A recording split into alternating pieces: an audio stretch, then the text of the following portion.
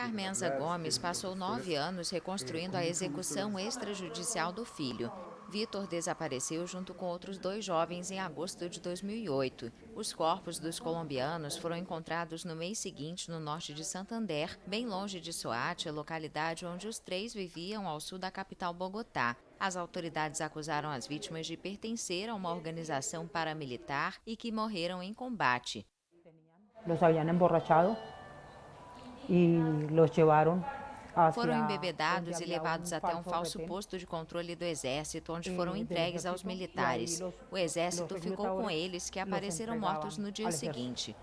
E aí já o Exército ficava com eles e já no outro dia amanheciam os muchachos mortos.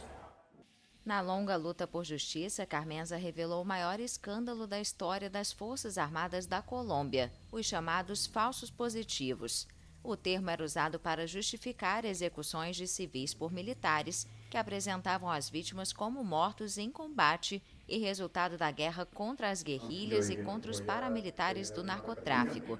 Um dos 17 condenados pelo crime de Vitor é o coronel Gabriel de Jesus Rincon. Ele esteve por 10 anos preso e em 2018, após pedir perdão, ganhou temporariamente a liberdade em troca de contar a verdade e reparar os danos às vítimas. O oficial relatou à agência France Press o que disse à justiça dentro do processo para reduzir sua pena de prisão. Eu não matei.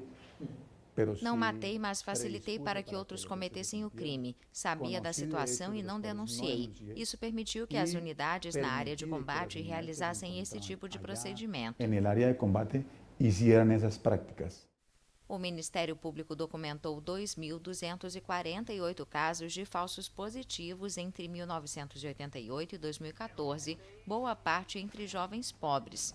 59% das execuções ocorreram de 2002 a 2010, durante o governo do presidente Álvaro Uribe. À época, o atual senador combatia sem trégua os grupos rebeldes.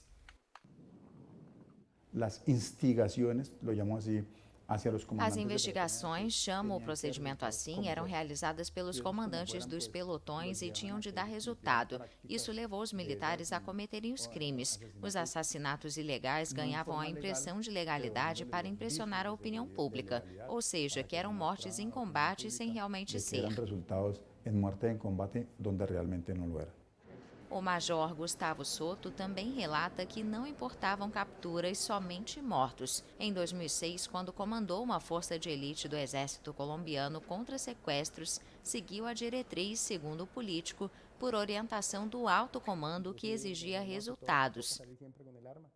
Não vou dizer que foi eu quem iniciou a prática com os grupos de ação unificada pela liberdade pessoal, já que os soldados sabiam como apresentar os mortos. Inclusive me diziam, é para sair sempre com arma. Quando íamos a uma operação, por ser uma unidade anti-extorsão e anti-sequestro, e havia uma captura, a ordem era dar baixa, apresentar a pessoa como morta em combate.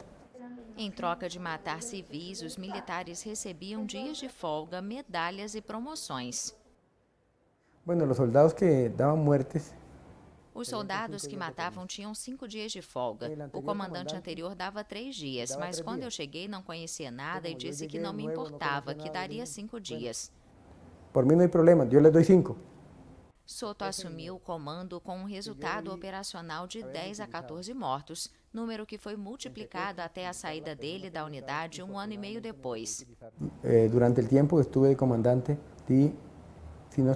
Durante o tempo em que estive no comando, se não estou enganado, foram 83 mortos. A maioria, acredito que muitos poucos, 4 ou 5, foram vítimas de operações totalmente legais. O resto foram mortes ilegítimas. Totalmente legais, as demais são mortes ilegítimas.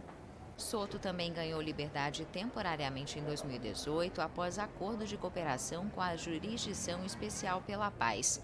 Ele se comprometeu a contar a verdade e reparar as vítimas para obter uma redução de pena de 32 anos de reclusão por homicídio e sequestro. Os militares reformados sabem que os relatos podem ter um preço. Rincon sofreu ano passado um atentado. Soto e seu advogado receberam ameaças de morte.